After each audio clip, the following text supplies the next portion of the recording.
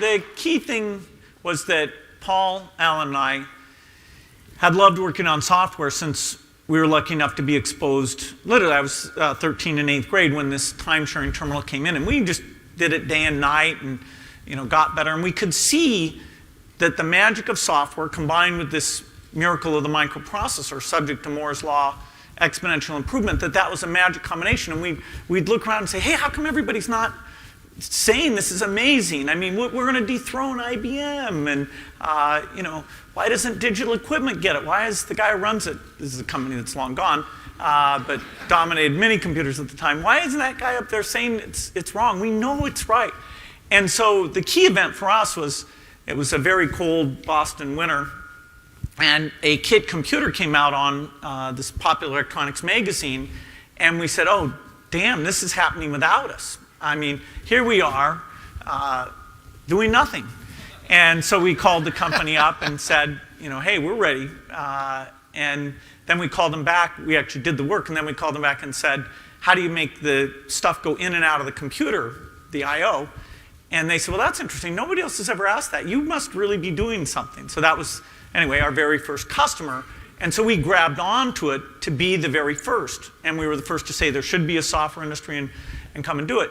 In a sense, it was one of the lower risk things I've ever done in my life because, I could have always gone back. Well, my dad didn't say, hey, if you go away for a few years, I'll stop paying for your education. They were nice and said, okay, go, learn your lesson down there in the desert, and then you get back to the serious stuff, and we're still waiting.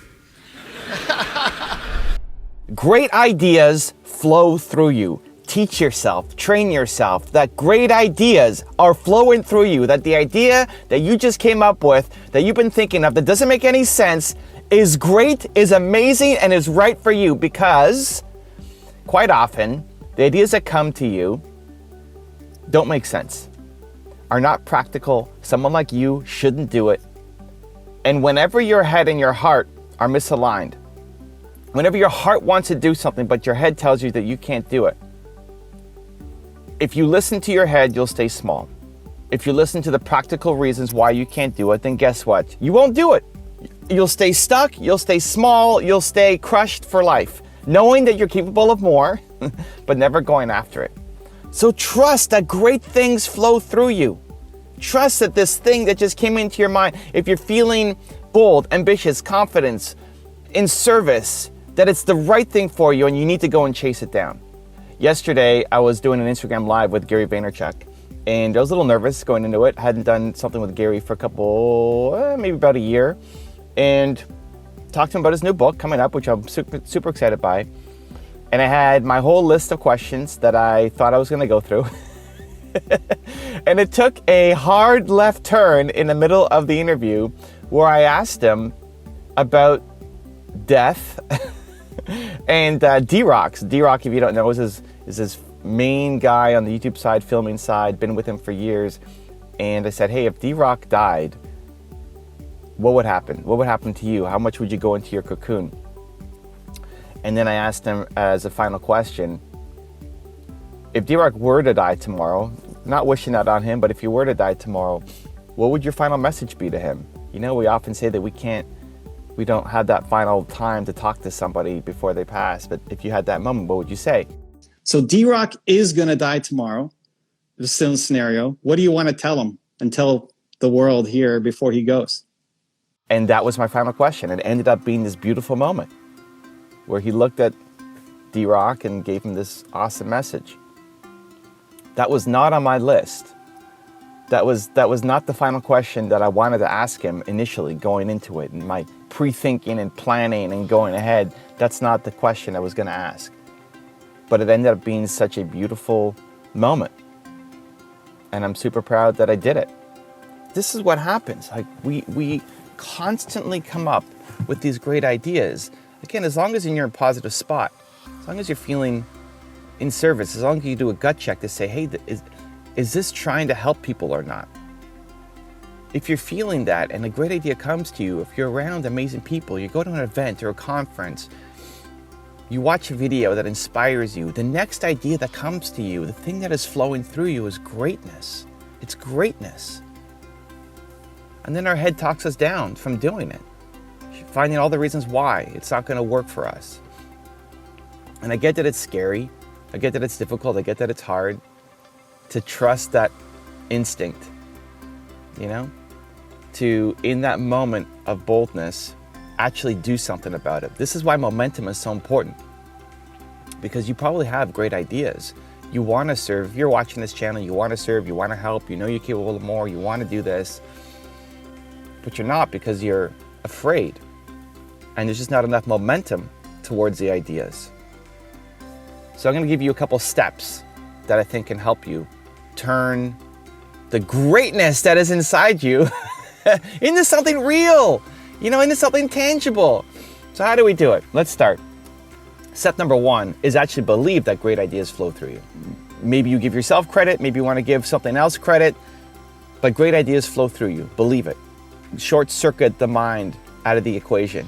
That because it came to you, this sounds like the most egotistical thing of all time, but because it came to you, it's a great idea, right? That's what I will tell myself when I'm afraid, when I'm in doubt, when I'm insecure about doing the thing. Because it came to me, it's a great idea. Therefore, I must do it. Because great ideas flow through me. The more you can teach yourself to actually embody that and believe that, holy cow, does your life change. It changes. It completely changes. So one is believe that great ideas flow through you. That greatness is flowing through you. It may not be happening constantly. You may not be always filled with fantastic ideas, but when a new idea comes to you and it's in service to others, it is greatness. And you have to do something about it. Okay, that's step number one. Step number two is immediate action. Immediate action. Immediate action. To start building some kind of momentum. This is the problem. This is what we're missing. What's the first step that most of us take? What's the first step that you take? What's the first step? You most often immediately start to talk yourself down. Does this relate? Does this connect? Like as soon as you get the idea, immediately you're talking yourself down. Forget about telling friends, family that that's a problem. No, it's you. It's your own mind that's holding you back, saying that you can't do things. After that, what do? We go into planning mode. Plan. Gonna research, gonna make my perfect plan, gonna write out all my questions for this interview, gonna, research. And then what? And then what happens? Nothing. Because you spend the first day planning and then you wake up tomorrow and you tell yourself that you can't do it. So the first step is not planning. Planning is important, but it's not the first step. The first step is some kind of immediate action. This is where people get caught up. It's like, well, what's a perfect first step? There is no perfect first. Guys, there's no perfect first step. There's no perfect first step. Go make, go create, go do something. Like something, anything. You want to write a book? Take out your notepad, let's say typewriter. Who uses a typewriter? Your laptop, your computer, whatever. And just start writing. Take out a piece of paper like this and just start writing. Like if you're stuck in the car and you come with a great idea for what you should be doing for your book, pull over, or if somebody else is driving, Nina drives while I film these videos. Take out a piece of paper and just start writing on this. You may think, but this is nothing, and you're right. But you know what's something? The first step. Momentum, because your scribble notes down here, that means everything. That's more progress than most people ever make on their goals. Because once you get started, the next step becomes so much easier. It's the first step that sucks. The first step that seems so giant. So don't worry about the perfect first step. Just start building some immediate momentum. Learn to take crappy first steps. Crappy first steps. Crappy first steps. So, 1, trust that great ideas flow through you. 2, take immediate momentum, immediate action towards something on it. And then 3, just trust that it's going to work out. We put so much pressure on this next idea having to be the big thing, the thing that changes everything. This is my moment. This is finally the thing that's going to help me break through. We put so much pressure on it. It's like you're going on a first date. It's like, this has to be the one who I'm going to marry. Well, you don't know how it's going to work out. You don't know how it's going to work out. But just trust that you're going in the right direction. Trust that you're going in the right direction. And overall, things are going to work out. Because I guarantee you, if you keep listening to the ideas that come to you, when you're feeling in service, bold, confident, courageous, you listen to them and you do something on them. If you continue to listen to those ideas and you continue to take action on them, your life is going to be so different. It's going to be so different. And it's not going to be the life that you planned out on paper. You know? It's not going to be the life that you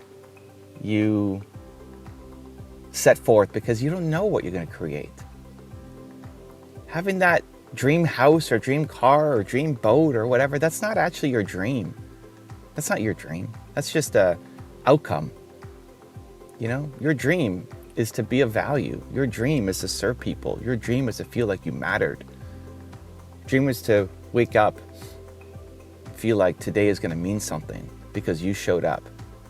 That's way more fulfilling than that car on your dream board. So trust that it's going to work out. You do those things, your life is in a totally different spot. You, your life, your family, the impact that you're having. And it all begins with trusting that great ideas flow through you. So homework time, challenge time. The next time a great idea flows through you, that you feel good about, that you feel bold about, that's like, man, this could be the thing. I'm so happy about this. Like I would love to be able to go do this. Wow, what a great idea. Stop holding yourself back. Stop telling yourself you can't do it. And get out there and take some immediate action, because great ideas flow through you. Also, to make sure you're actually taking action after watching this video, I've designed a special free worksheet just for this video. The worksheet will highlight all of the lessons learned in this video, as well as pull out our 3 favorite learnings and quotes that will inspire you to actually do something. The worksheet will also give you space to write down what your key takeaways are and your specific plan of action to make sure you're getting results. If you want the worksheet designed specifically for this video, absolutely for free, there's a link in the description below. Go click on it and start building the momentum in your life and your business. I'll see you there. The motivational aspects of, why do you learn? Many people learn just to get a degree because that is how you get a job. But how do you make things interesting? That's kind of an unsolved problem. So I do view, retraining and education, that in order to deal with the dynamism of this fast-paced innovation, that you also want to make equivalent breakthroughs, not just in automating things, but improving education. And if you could have one wish to improve one thing in an economy, education is kind of the master switch of your capability. There's a few things like energy and stability and trust that are important too, but education would be right up there. And yet, if I say to you, the best math teacher lived 50 years ago, he was better than any math teacher since then, you couldn't disprove that that was right. That is, our understanding of how you draw kids in and how you understand their misconceptions it's very ad hoc. The average math teacher today is probably about the same as 20 years ago. And yet, if we can do agents, we're talking about the general issue of being able to read and form knowledge. The idea of being as good as one-on-one math tutor and seeing what types of conceptual mistakes people make, and even more importantly, understanding how you motivate them to, that you keep it at the right level, or you create the right problem domain that they might be interested in, or some sort of contest, or draw a social aspect into it. That motivational piece is huge. Where you see most of the variance. It's not domain knowledge that makes difference, as we see, because now it's online, and yet we don't see much change. So I am enthused about that. Whether that means that your learning will be more episodic and you continue to do it in adulthood, that would be ideal, so that even if the job market is switching, you're qualified. It's a fairly special time because computers, when I was young, were super expensive. And my friend Paul Allen and I actually snuck into places at the University of Washington where they had computers that weren't being used at night. And so we were fascinated by what the computer could do, but very few people were getting exposure. We had to go out of our way, and we were lucky that we did it all. And so then when the idea of moving the computer onto a chip that Intel would make, and that would make the computer literally millions of times cheaper than the ones we were using, so both more powerful and available to people on a personal level, then the idea of, okay, it would be very different, the software you needed, the way the industry would work. We were super lucky to be there when that was happening. So what did your family think? Did they say there's something wrong with this young man? He wants to just do computers? They knew I was obsessed with computers, that I would skip athletics, that I'd go in overnight, that I'd leave the house sometimes when they preferred I wouldn't go work at night on these things. And so it was kind of considered a little strange.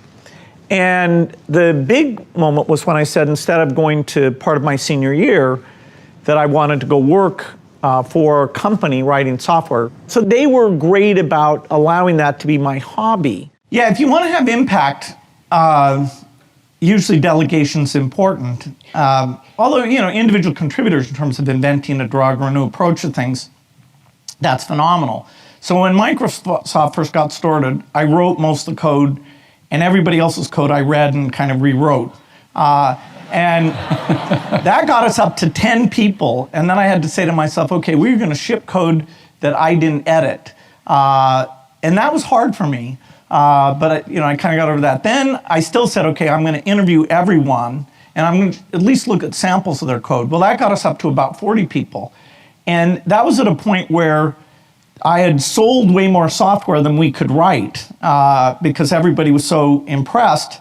And I thought, well, I need to collect enough money to keep hiring all these people. But the demand was so high that we were actually falling behind. That's when I hired Steve. And Steve figured out, how to control what promises I made to people, and B, how to hire lots of people, and really good people, and create organizations and teams. So I delegated to Steve that, and he was constantly saying to me, okay, we're going to hire programmers that you've never met. And I'd say, no, we're not. And then he would show me numerically that the constraint wasn't going to work. Then I said, okay, then I would, know all the managers of the people. And so over time, and of course, I could say the quality per person was falling monotonically,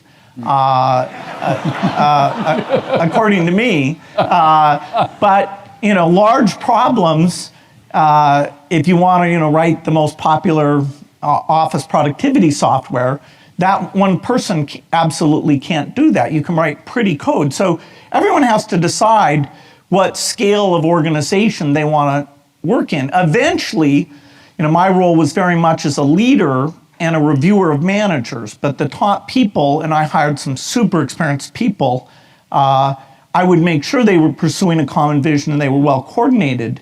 But in terms of a lot of management stuff, they were way better than I was. Now I had to have the framework to know what mix of skills that we needed and when they were working well enough together. But a lot of my value added was picking, say, to do graphics user interface or to do an integrated office type thing, or to go global and not use agents to have Microsoft be present all over the world.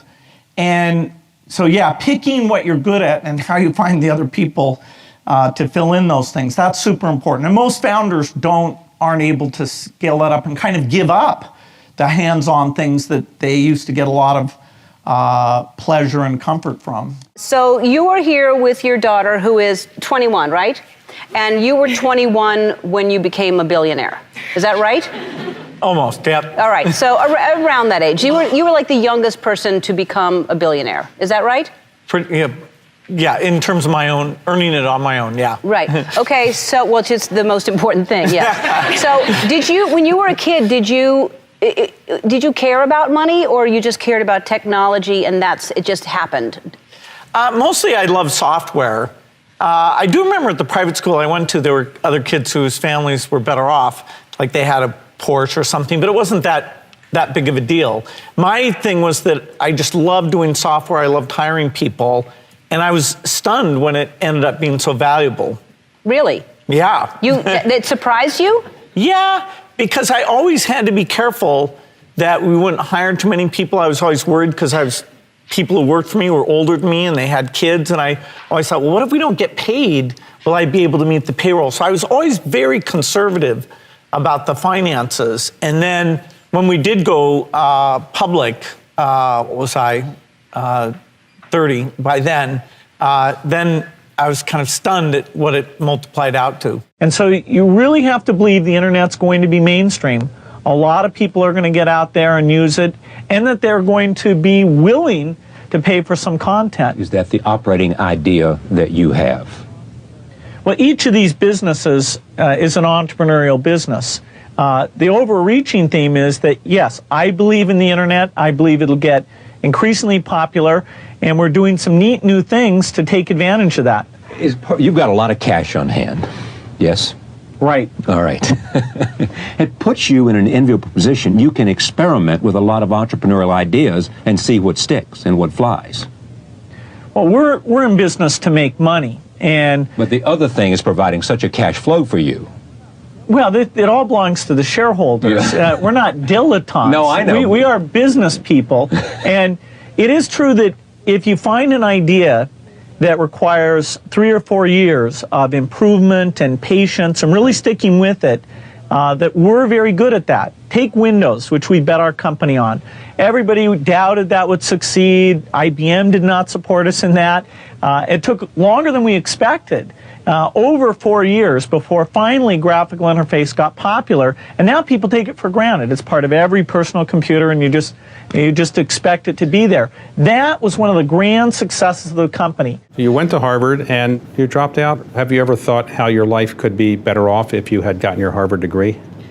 Well, I'm a weird dropout because I take college courses all the time. I love learning company courses and things, so I loved being a student.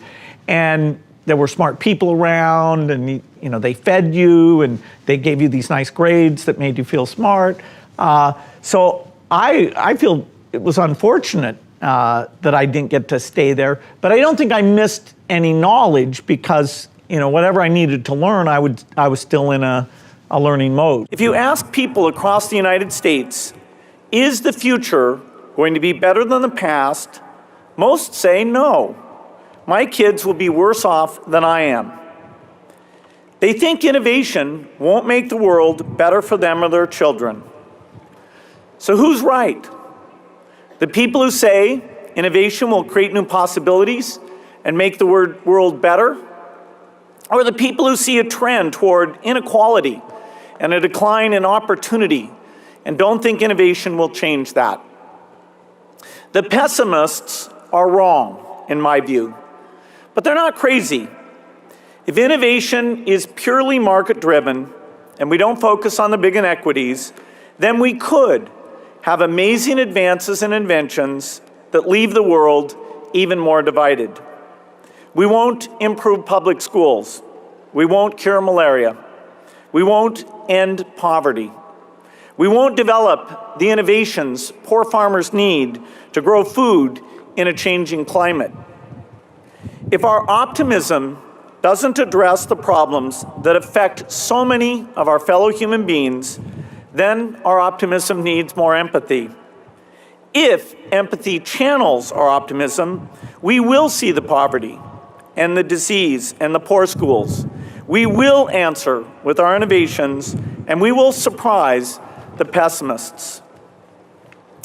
Over the next generation, you Stanford graduates will lead a new wave of innovation.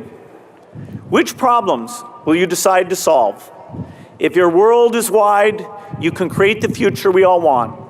If your world is narrow, you may create the future the pessimists fear. I started learning in Soweto that if we're going to make our optimism matter to everyone and empower people everywhere, we have to see the lives of those most in need.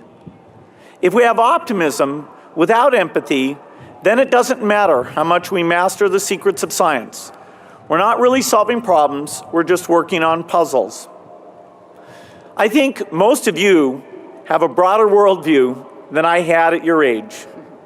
You can do better at this than I did.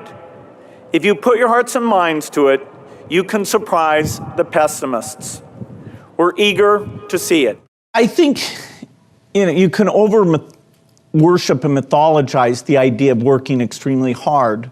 For my particular makeup, I mean, it really is true that I didn't believe in weekends, I didn't believe in vacations. I mean, I knew everybody's license plate, so I could tell you over the last month when their car had come and gone from the parking lot. So I don't recommend it. I don't think most people would enjoy it. Once I got into my 30s, I could hardly even imagine how I had done that. Because by then, some natural behavior kicked in, and I loved weekends, and my girlfriend liked vacations, and that turned out to be kind of a neat thing. Now I take lots of vacations. I mean, my 20-year-old self is so disgusted with my current self. I was sure I would never do anything but ride and coach. Now I have a plane. So it's very much counter-revelations have taken place at high speed. But yes, it is nice if during those first several years, if you have a team that's chosen to be pretty maniacal about the company. And how far that goes, you should have a mutual understanding so you're not one person expecting one thing, another person expecting another thing. And you'll have individuals who have, health or relatives or things that are distracted. But yes, I have a fairly hardcore view that there should be a very large sacrifice made during those early years. I think the quality that has helped me in lots of things is a kind of measurement scientific framework where I go in and say, did anybody handle this well? What are the very best practices? Do we have numbers on that? And let's get everybody measuring what they're doing, and so they can strive to match what the best achievement is. For us, often that's something like getting the vaccines out to all the children. Our history, we wake up every day knowing that in the business of technology, you have to think about what are you missing? What is the research or customer feedback that you should be paying more attention to? And how do you keep that pace of innovation very, very high? How do you make sure you're hiring the very best people? And that kind of focus has helped drive us forward through all the milestones the company has had. Certainly the internet is a great example of that. We had to tear up our plans and step back and say, well, how do we really embrace all that's good about the internet and recognize some of the shortcomings and make sure we're leading the way in reducing what has held people away from the internet. When you were starting Microsoft, there were a lot of other software companies, and you were not number one at the beginning. I think there were others who were a little bit further ahead. What was it that enabled you to beat everybody else up in the software business? Was it Bill Gates? Was it something else? What was the unique factor that made you the most successful? Yeah, we were actually the first, but there were companies, and they were all kind of single product companies who got ahead of us in terms of sales. By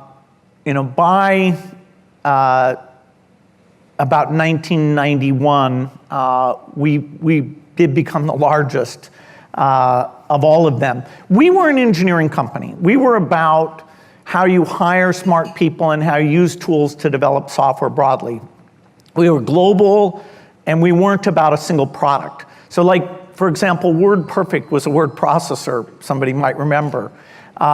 They did so well with that product that their gross sales rivaled ours when we were doing a broad set of products. As soon as graphics interface caught on, which was Windows that became mainstream in 1995, we became far larger than the other software companies. Now, subsequently, Google, Apple, Amazon have become also extremely successful. But in the 90s, we were the strongest Okay? by far. If you were 20 years old today and you wanted to start a new company, drop out of Harvard, what company or what area would you want to start it in? Well, this is a great time to be doing innovation because the tools of innovation are so much better. There are lots of things in biology that are very interesting. There are lots of things in energy that are interesting. Given my background, I would start an AI company that whose goal would be to teach computers how to read so that they can absorb and understand all the written knowledge of the world. That's an area where AI has yet to make progress, and it will be quite profound when we achieve that goal. Yeah, it was fun when we got to know each other. We would be traveling around Lagos where the traffic gives you lots of time to sit and talk sometimes. And, you know, I'd be showing Aliko my charts about, hey, Sokoto has a pretty low vaccination rate, you know, and Kano needs to do this. And Aliko, he really knows people. He has relationships. He's willing to reach out to people. So he'd say, hey, let's call the governor, you know, and we'll talk to him about this. And sure enough, you know, next thing you know, we've got the governor of Sokoto on the phone. We're talking about this. And so this ability now to reach out, to draw on the broad relationships that Aliko's developed. And, you know, I'm pretty shy about calling people. I just want to mail them my chart. But in fact, what's come out of that is that Aliko and I do a video conference call with 6 of the governors in the northern states where twice a year we look at vaccine coverage. You know, is the supply chain working? Are the workers showing up? Are the healthcare posts in the right locations? And it's a big challenge, but really drawing on Aliko's communication skills and the fact that he's not afraid to call anyone. Everyone he wants to talk to him, it's been phenomenal. So I get to, when I say, okay, we're going to build a TB drug team, we're going to build the TB vaccine team, we're going to build the, kill all the mosquitoes in the world, gene drive CRISPR team. I get to, in terms of how we fund that, organize it, how many locations, do we wait till they have this result before we scale it up? I get to use the same, or 80% the same type of thinking that I exercised in terms of, okay, let's go do Windows, let's go do Excel. So it's backing engineers, it's getting a sense of the team, you know, what needs to be added to that team, or the IQs on the team adding up as opposed to subtracting from each other. And it's very comfortable because the most intense period of Microsoft was where these teams were about size 30. And for our diseases, you know, typhoid, rotavirus, there's a lot of diseases that hopefully you'll never hear of again, most of which don't exist here in the US. But so it is very, very similar. It takes a decade generally from start to finish. The AIDS vaccine actually we're on year 14, and it'll probably be another 8 to 10 years before that one is completely done. So some take as long as 20 years because there's many dead ends and you have kind of a portfolio of approaches. But yes, I feel like my working with governments, hiring smart people, managing teams, it did prepare me well for this very operational organization that's a lot like a business, except that our profit is lives saved as opposed to a monetary measure. It's great that people are worried about the problems because they require action. You know, even take inequity, globally inequity is down. That is, the poor countries are getting richer faster than the richer countries are getting richer. Right. The bulk of humanity lives in middle-income countries today. If you go back 50 years, there were very, very few middle-income countries. It was pretty bimodal, where you had India and China, Africa were poor, and then Europe, US, Japan starting to be fairly well off and not much in the middle. But today, China's at the high end of middle income, India's at the low end of middle income, Brazil, Indonesia. It's a phenomenal story. And the ability of science to solve problems, clearly in the case of heart disease and cancer, make a lot of progress. Some of the more chronic diseases like depression, diabetes, I'm optimistic. Even obesity, we're gaining some fundamental understandings of the microbiome and the signaling mechanisms involved in these things. So yes, I am optimistic. It does bother me that most people aren't optimistic. And, so one of us is wrong and one of us is right. Historically, the newspapers or the media were very responsible about not letting untruths about vaccine safety get out there. Now, you don't want to get rid of the good thing, which is that anybody can publish. Right. The barriers to entry, the diversity of voices is so phenomenal compared to traditional publishing. Right. I feel like, and you have a bit of a YouTube presence, so you're able to share information about things through social media. It's kind of a social media age, so I feel like that ideally helps your cause more than it hurts it. Yeah, my audience probably isn't deep with the vaccine doubters. Okay, fair, but yeah, in a creative way, trying to get positive messages to be interesting, and we have work to do on that. I would have thought using experts and scientific knowledge that all the internet would just make it so much easier to learn about things, and yet in some ways, people aren't seeking out complex information, particularly if it disagrees with some preconceived notion that they have. So, how can social media get out there and be a little bit of a force for education, particularly on climate, where without a consensus, we won't do the hard things that will save things for the next generation. So most people over the last 200 years or so, whoever the wealthiest person in the world was, didn't usually work that hard when they got to be 60 or so. They kind of took life easy. You seem to be working pretty hard. What motivates you to still work so hard? Well, I love my work. The work of the foundation is super interesting. I get to meet with the scientists. I get to go out in the field. I do think your habits are sort of set in your 20s and 30s. And by my standards of the 20s, I didn't believe in weekends back then, not to mention vacations. So I'm, fairly lazy compared to myself in my 20s, where I was a true fanatic. All I believed in was working on software night and day. And for my 20s, that was perfect. I didn't have a wife or family at all. And my role was very hands-on role. We think that progress can actually accelerate. The last 15 years have been wonderful, but the next 15, we can do more. And some people worry that when you talk about progress, that it'll reduce people's commitment to make things better. They think when you talk about progress that it shows you're naive and that maybe you don't realize all those things that are left to be done and how horrific they are. So sometimes purely that negative side of the story gets told, but you lose something very important if you only look at it that way.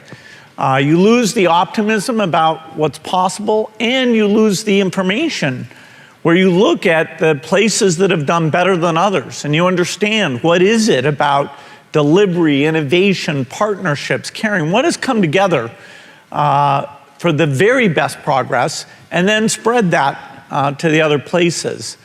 That's what will help us drive at full speed. Urgency that I felt that if we didn't get Microsoft going right away, that somebody would do a great job building a software company, we won't have a chance. That probably ended up not being true, that I could have waited 2 or 3 years and the opportunity to do Microsoft still would be there. But anyway, I felt a sense of urgency.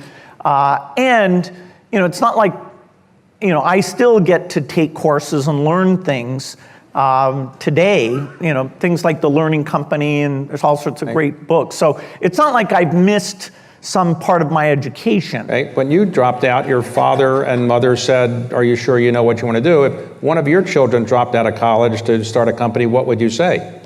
Well, I'd have to say yes, but the dropping out is not an irrevocable decision. If you try and start a company that doesn't go well, they always let you go back. I feel like you always seem to swing for the fences in general. It's just sort of a new way of framing it. But I have to ask, if you are swinging for the fences, what if you miss?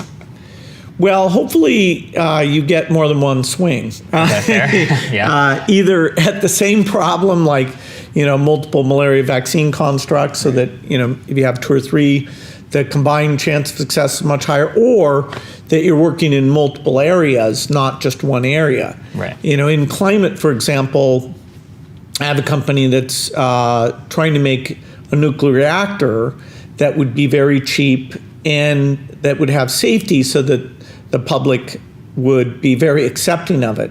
Yeah. Now, even I realize that's high risk, less than 50% chance all that comes together. And yet, if it did, and the only reason I'm involved is it would really help with climate, let us generate electricity without any greenhouse gases. Digital revolution, internet, social media, all of that, in certain respects, it's made it easier for us to see what's going on. Medical researchers are publishing articles every day, and all over the world, people can immediately see what the new thinking is there. Tracking the disease statistics, I click on the Johns Hopkins website every morning and see, okay, which countries are having a tough time with cases or deaths. Thank God for the internet. Work at home, our ability to connect up with each other is driven by that. But it also has meant that a lot of very surprisingly interesting conspiracy theories that are false, sadly, they spread a lot faster than the truth.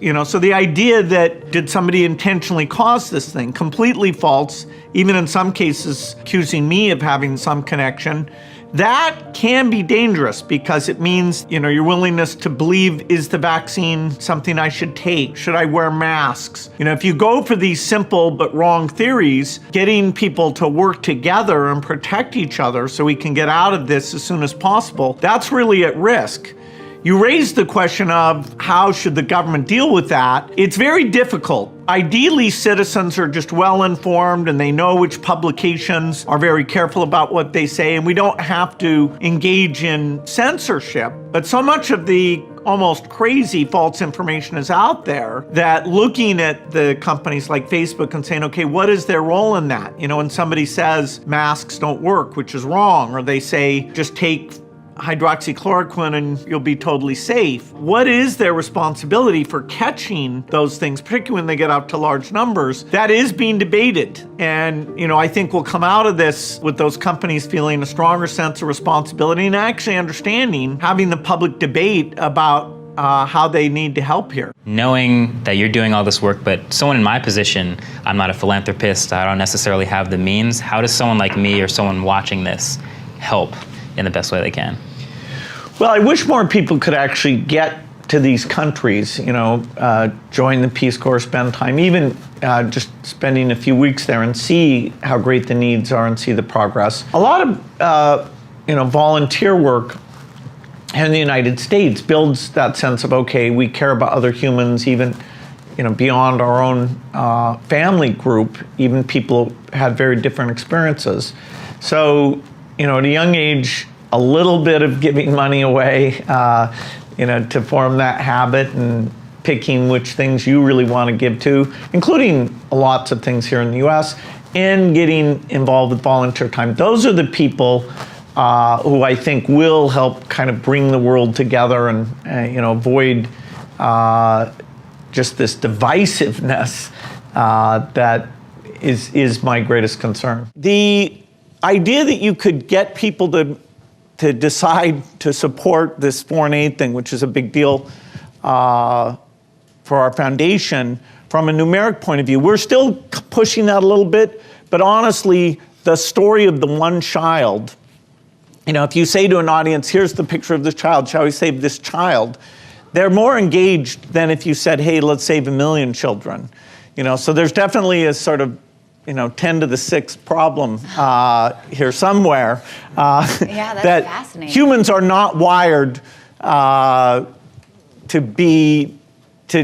do that on a numeric basis. And so, that's why we have people like Bono and many others who come from a more storytelling world, and then they let me throw a few charts and numbers in just because I think that should be there. Once your heart tells you what direction to go in, to prove that this is a very affordable, not a big deal, well-managed path to be on.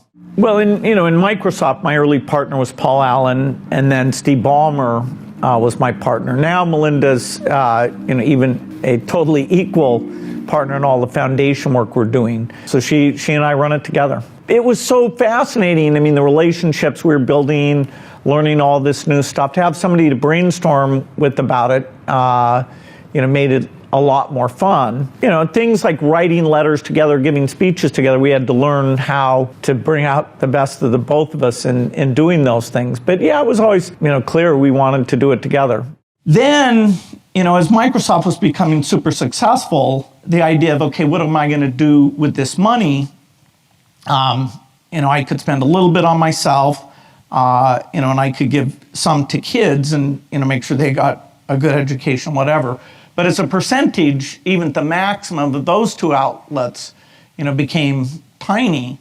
And so then it was, okay, what do philanthropists do? And studying Rockefeller and all sorts of people who've done all that stuff, I thought, oh, well, this is interesting.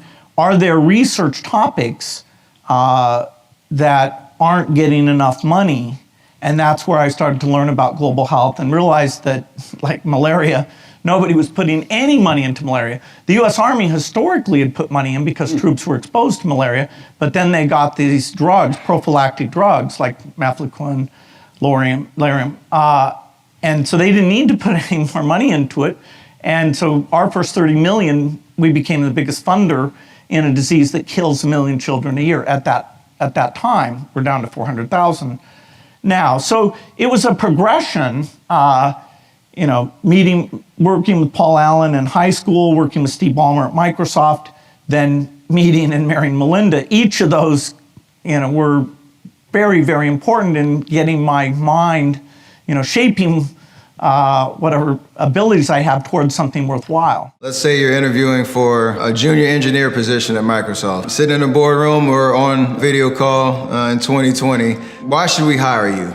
You should look at the code that I've written. I'm kind of crazy. I write software programs way beyond any classes that I've taken and think I've gotten better over time. So take a look at how ambitious I've been there. I do think I can work well with people. I might criticize their code a little harshly, but overall, I like to be on a team. I like ambitious goals. I like thinking through how we can anticipate the future. Software is cool, and I want to be involved. So do you have any regrets in your life? You seem to have a life that most people would love to live. You got a happy family, great marriage, foundation, business success. Is there anything, can you make us feel good by saying you've done something that didn't work out, or just make us, because all of us feel bad because we look at you and we can't do what you've done. So tell us something that's bad that you've done or you feel inadequate about. Something, there must be something. No, I am super lucky. They marrying Melinda, the experience at Microsoft, that although it had its ups and downs was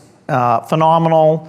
The work of the foundation, and no regrets about anything. I wouldn't try and go back and change anything. I mean, for example, the antitrust lawsuit against Microsoft, was bad for the company. It created a lot of distraction. We would have done a lot of things, including the mobile operating system, better if it hadn't been for that. But in a way, it was a lesson for me, so it probably accelerated my retirement by 5 or 6 years, which overall for me probably was a good thing. I don't think it was a principled set of activities, but that's another story. If you want to learn computer science, just, Knuth wrote the book, buy it, okay? Read it and do the problems for if you really think you know this thing. If you want to learn physics, Feynman wrote the book. Just read the book. It's all there. So when we put stuff online, we don't have anything in online physics that's any better than Feynman's book, honestly. Now, it's a little easier to learn. The guy makes jokes every 20 minutes, or at least tries to, and he does more demos and things. So learning is a weird social phenomena. And so, our foundation, our big problem is that the group that does the worst with online learning are low-income students, because their notion of why am I learning, their sense of self-confidence, the ability to figure out, oh, I just got stuck because, you know, 2 minuses cancel out, and I never saw that notation before. They just hit dead ends all the time, that if you're sitting in your dorm at Stanford, you know, somebody walks down and helps you get through it. As usual, if you have, you know, negative consequences for mistakes, it kind of discourages that completing the loop type system. There are a few cases, like in civil aviation, where the willingness to look at mistakes and apply massive resources, like we're seeing today, to say, okay, what went wrong here? It really is pretty mind-blowing. So today, people come to you all the time for money, I assume. Everywhere you go, people say, by the way, I have this thing you should invest in. I have a couple myself I'll mention later. No, I'm just kidding. No, a couple of things you should invest in or things you should give money to. So how do you resist it? You have some person who says no for you, or how do you do that? Many people. Many people say no. Well, once you've picked what you care about, if somebody has something that can make a difference in global health, we're super interested. And you know, we have a staff of 1,500 people, and if it's to do with global health, some of those people will come out and talk through with you whatever your innovation is and how we can partner with you on that. Okay. You know, so that's clearly in our area. If it is something that can substantially improve K through 12 education, then we're going to be very interested in it.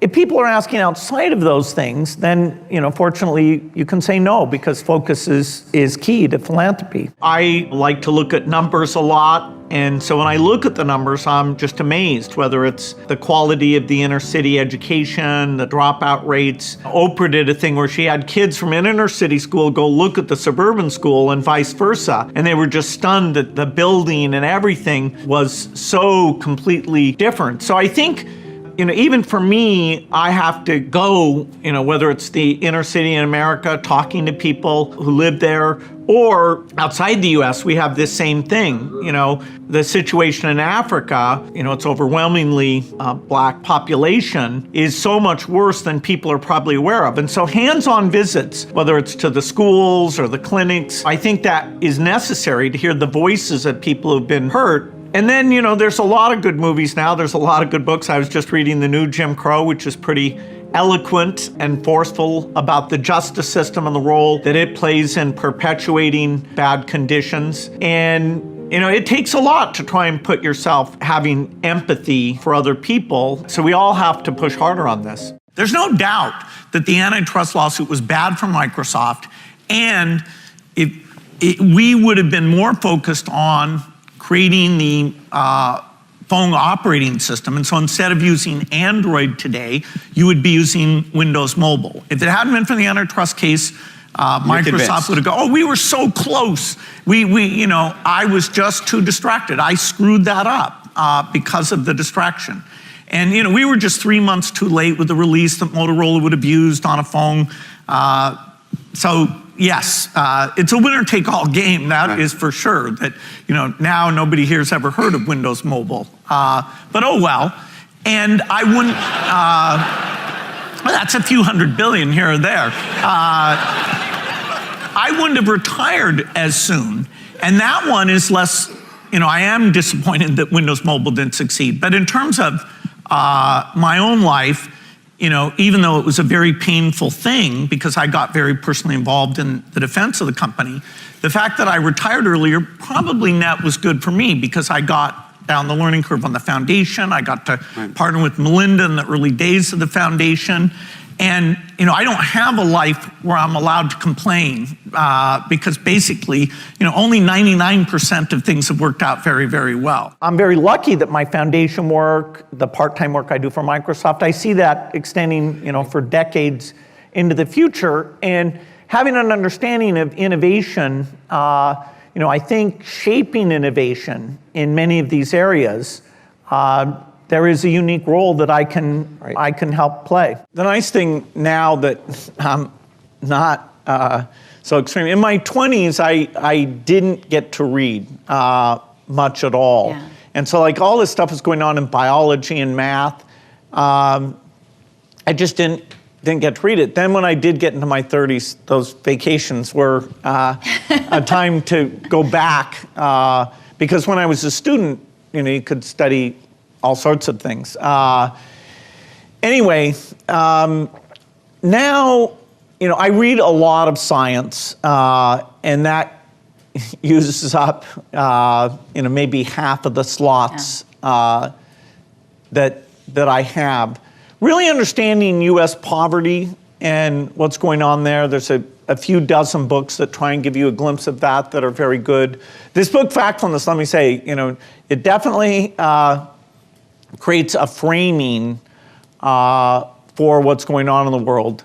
And the other one that's right up there is any Pinker book, starting with Better Angels of Our Nature.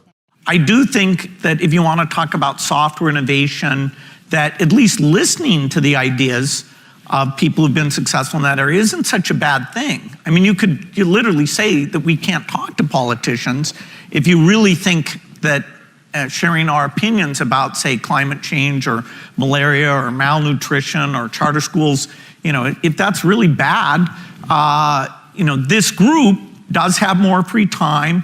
They have proven that they're energetic, can solve some things, and often they get into a phase of their life, like Steve Schwartzman is putting a lot of his energy and thought into very creative, and I think what will be positively impactful philanthropy. How would you define your strengths and your weaknesses, how you can incorporate those into a team kind of aspect? Well, I'm not somebody who knows a lot about marketing. I wouldn't enjoy being a salesman. For a position where you're actually creating the products and thinking through what those features should be, I'm fascinated by that. I've followed the history of the industry, read about the mistakes that have been made. So product definition, product creation, very strong. If you have a team that understands the customers, the sales, the marketing, I'm not going to bring that, but I would enjoy working with them. The key thing was that Paul, Alan, and I had loved working on software since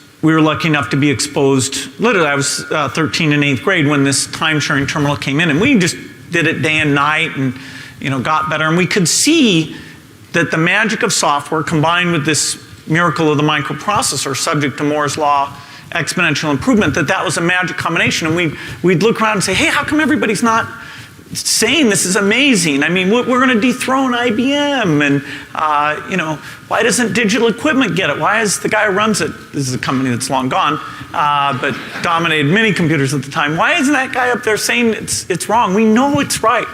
And so the key event for us was, it was a very cold Boston winter, and a kit computer came out on this Popular Electronics magazine, and we said, oh, this is happening without us. I mean, here we are doing nothing.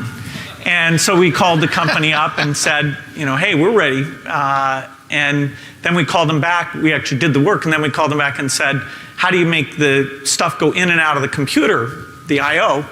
And they said, well, that's interesting. Nobody else has ever asked that. You must really be doing something. So that was, anyway, our very first customer. And so we grabbed onto it to be the very first. And we were the first to say there should be a software industry and come and do it. In a sense, it was one of the lower risk things I've ever done in my life because, I could have always gone back. I decided to focus more on giving away than making money. And so I've gotten a chance to travel the world, be out in Africa and Asia quite a bit, and see the needs that are out there. And now our foundation is very focused on global health, focused on agriculture, because the majority of the very poor in the world are farmers who have very small plots of land. So any increase in productivity or certainty of their crop coming in can make a huge difference for them. And you might think of a career in software, selling to people who can afford personal computers, and now the career at the foundation is being very different. And certainly they're different in the sense that now it's about vaccines. Now a lot it's with various governments, the donor governments, the governments in import countries.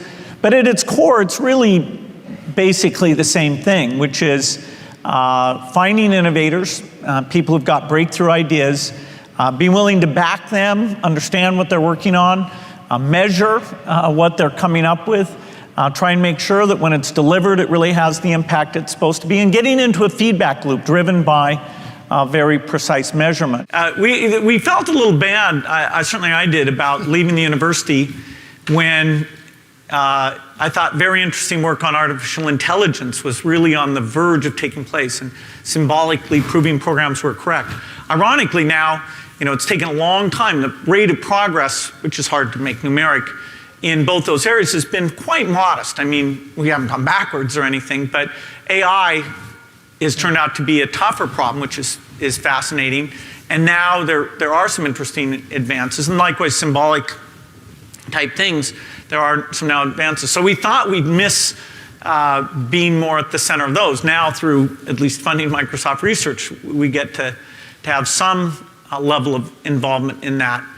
One of Paul's ideas was to build a 360 emulator. That was the dominant mainframe of the time, used bit slice architecture to just blow away the pricing on mainframe computing. But we decided that was kind of boring compared to personal computing. A company came along about 5 years later, 2Pi, and did it. They didn't do the software piece right. That's why they failed, because we still think it was a good idea. But we didn't have anything even close to, hey, let's build a computer that we want to use, that we want to have as a tool for our own messing around and communication and creativity. That kind of got at the center of our thinking, even from the early days. When I was young, I had to read the World Book sort of alphabetically, and it didn't have any videos you could click on, and it was, it's weird to learn things alphabetically. It's kind of hard to create quite the same framework as you can with all these great online materials. And so I think the empowerment now, the opportunity to see what's going on, whether it's in fields of science or in places that are far away, including those most in need, it's never been so great. It's a wonderful time to be a student. Now, software, in terms of letting us simulate things, whether it's scientific phenomena or social phenomena, it's getting better and better. And so I think almost any major that you have nowadays, understanding what software, how it's going to change those activities is a key part of being at the cutting edge. When you have a tragedy like this pandemic, there is always the possibility you're going to narrow your community that you care about. You're going to think about yourself or your family, not the whole country, including those who've been somewhat left behind.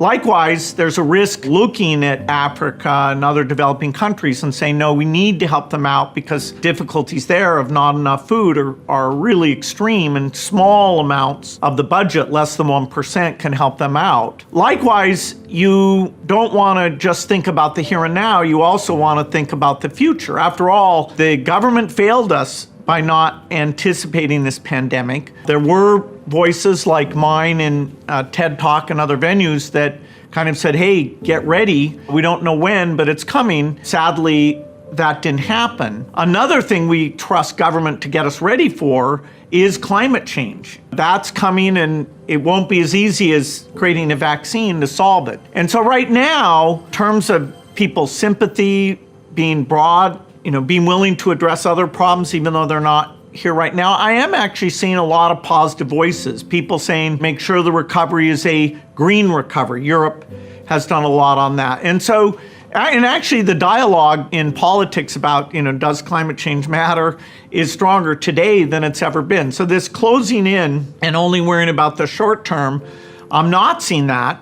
Of course, your audience, which is very young, will be the key to saying, let's not just look at this short term.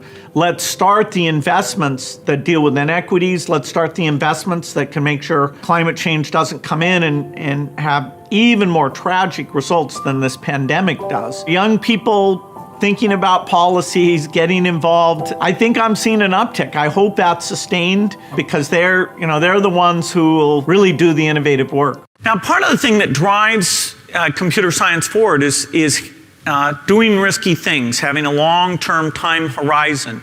And when Microsoft was a small company, we benefited from the fact that AT&T and Xerox and other companies had made investments in research, that they'd reached out and worked with universities on a broad basis. So we felt very lucky that as we got to a certain level of success, we could start our own research group and have that research group be in partnership with top universities all over the world doing advanced programs, things that range from the work on speech recognition all the way up to quantum computing.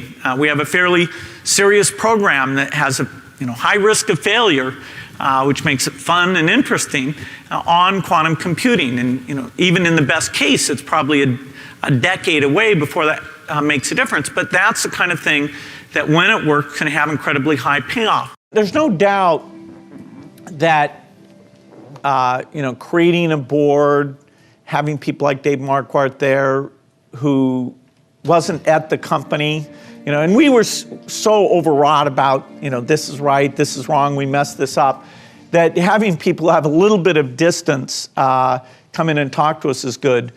For the last 30 years or so, I've gotten to be friends with Warren Buffett, and he's in Omaha. He's not in this tech world at all, and to him it's like, hey, how could you ever know which will rise and which will fall? I'm not going to put money until Apple sold at a multiple of 12. Then he decided he could put $50 billion into that. After he asked all his friends, hey, if somebody had an iPhone that was half as expensive, would you switch away?